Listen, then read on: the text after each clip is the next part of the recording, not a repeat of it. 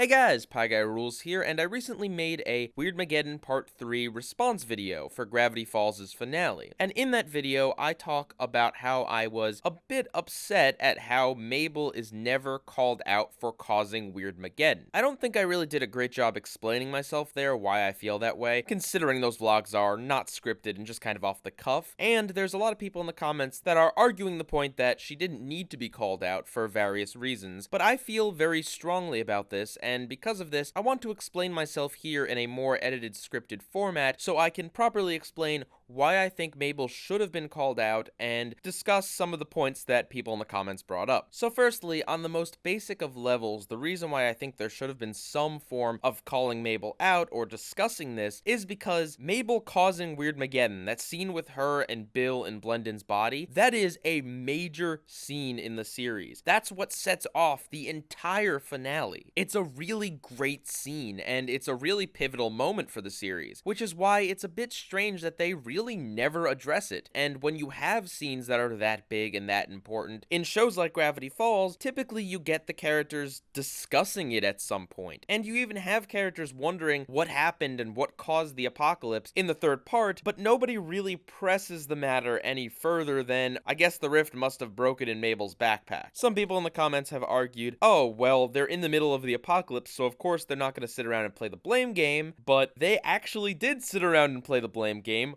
Stan did exactly that to Ford. And while yes, it's true that Stan and Ford go back a long ways and have a long grudge with each other, the series did take the time to have characters be upset with each other and play the blame game. And while yes, it isn't the most productive thing in the world to sit around and argue about what the reason for all of this happening is, people really do like to put blame on things and get angry at whatever they feel is justified to get angry at. You would think at the very least the woodland creatures and all of the other humans that are in the Mystery Shack would wonder maybe a little bit more about why any of this is happening. For a show that took the last 15 minutes of the finale just to have us say goodbye to the characters, it would have been nice to have at least a little bit of discussion of what happened with Mabel and Bill. Think back to the end of Into the Bunker. There's a scene after all of the action has happened that's just Dipper discussing things with Wendy and Mabel and Seuss. It allows for character growth. It allows for a little bit of insight into what the characters are thinking. Quiet character discussion moments like that can be really effective in bringing some heart to the story and some realism. So yeah, first of all, I think there should have been a scene discussing it just on the very basic level of this was an important event, and it would have been nice to have the characters just have some quieter moments where they discuss the major thing that just happened. Another reason I wish this was all addressed is the fact that the characters do bring up the question of what caused this. It's just that Dipper jumps to the conclusion that the rift in Mabel's backpack cracked, and then nobody questions it further. That's just accepted as truth by everyone on the show. From a narrative sense, it's odd to have the characters all believing in something that's just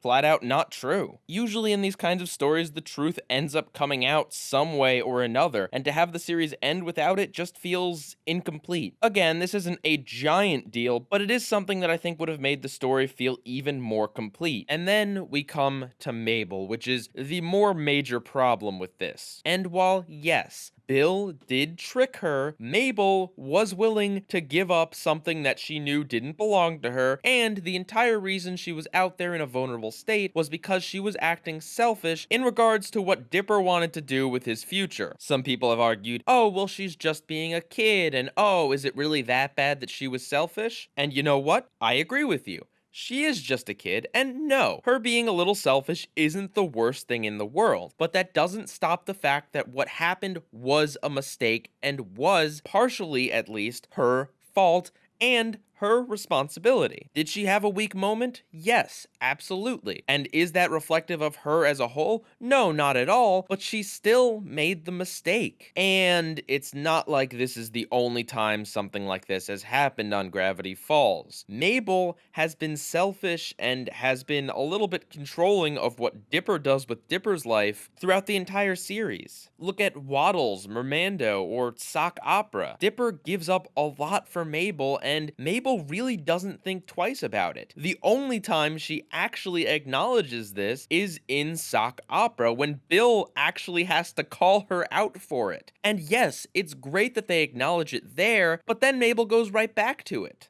in episodes like Love God, and of course there's Dipper and Mabel versus the future. And I'm not saying this is the worst thing in the world. In fact, giving her a character flaw makes her more interesting, and is pretty realistic for the 12-year-old she's supposed to be. The problem is that her selfishness at the end of the series had major consequences, and she never has to apologize for it, or own up to her mistakes. They had a perfect chance to give her character development, to have her reflect on the fact that she just caused the apocalypse, have her actually grow a little bit as a character, and they just ignored it and wasted it away. Oh, but Pie Guy, Mabel didn't know she made the deal with Bill. Her memory was wiped. Oh, but Pie Guy, nobody but Bill and possibly Blendon knew what happened. Yes, but you see, this is a TV show. They wrote it that way. They could have wrote it any number of ways. They could have had Mabel suddenly remember. They could have had Dipper investigate what happened a little bit more. Or, what I think makes the most logical sense, they could have had Bill, once again, call her out on her selfishness. What if instead of Ford and Stan's fighting that breaks the circle, what if it was Bill pointing out that Mabel was the reason that this entire thing happened? And when Bill did that, characters like Pacifica and Robbie and maybe even Wendy start to doubt Mabel a little bit, and that's what causes the wheel to fail. Then we could have had a dramatic scene where Mabel and Dipper have a discussion, and Mabel apologizes and promises to be less selfish in the future, and Dipper accepts the apology. Not only would that have been a really dramatic moment, but it would have been a great moment of character development and would have been very sweet. And it would have been a great lead up to Ford and Stan's little discussion of how are they able to get along so well even after all they've been through. That would have been a great thing to happen, and would have been a very easy way to write in Mabel actually acknowledging and owning up to her mistake. Heck, you could even have Dipper also take part of the blame and apologize for not telling Mabel about the rift earlier. But that's just one possibility. They could have handled it any number of ways. In fact, it would have been great if in Weirdmageddon Part 2, some way, somehow, Mabel found out that she caused the apocalypse, and that was what got her to snap out of her dream state and actually take responsibility. What really punctuates Mabel's selfishness and frustrates me about the whole arc is that in Weirdmageddon Part 2, Mabel is actively ready to replace Dipper as her brother and live in her own little bubble.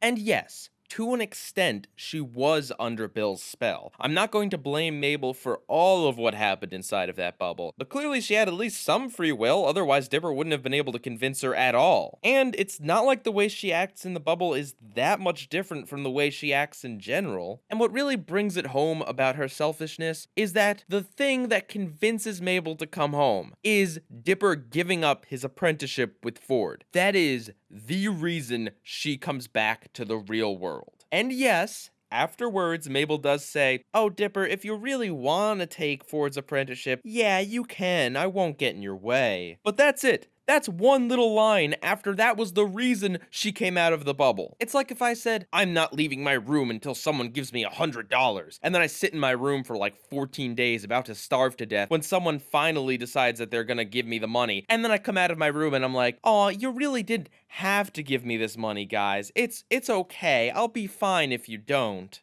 Anyway, my point is, Mabel has acted very selfishly throughout the series, which isn't such a bad thing because it's a realistic character flaw, but what is bad is that she hardly ever acknowledges this about herself, and because of this, she's never given a chance to really apologize and own up to her mistakes. It's fine that she has character flaws, but having her be super ignorant to it all, and having her have no punishment and nobody acknowledging it save for one example by the main villain, is really jarring and just leaves you unsatisfied because you would like some sort of closure on this pseudo arc of Mabel being selfish. Contrary to what some people might think, I don't hate Mabel at all. In fact, I quite like her character. But this aspect is something that went way too out of control, and she needed to realize at some point that she was selfish. And after the events of Dipper and Mabel versus the Future and Weirdmageddon Part 2, she really needed to, at the very least, acknowledge and apologize for her actions. Now, some would argue that Mabel doesn't need to be called out and that scene doesn't need to be addressed because it's still a complete story without it, and I agree with this. I don't think that this scene definitely 100% had to be in the finale, but I also would say that the Shaq becoming a giant mech robot was also something that wasn't needed in the finale, but was something that definitely added to the experience because of how cool it was. I don't think the finale absolutely had to have Mabel being called out for it to be good, because I think the finale is good for what it is, but I think it would have added to the experience. In general, I really did love Weirdmageddon and Gravity Falls as a whole, but I do feel like I needed to really point out one of very few flaws in the series overall. PIEGUYRULZ, out.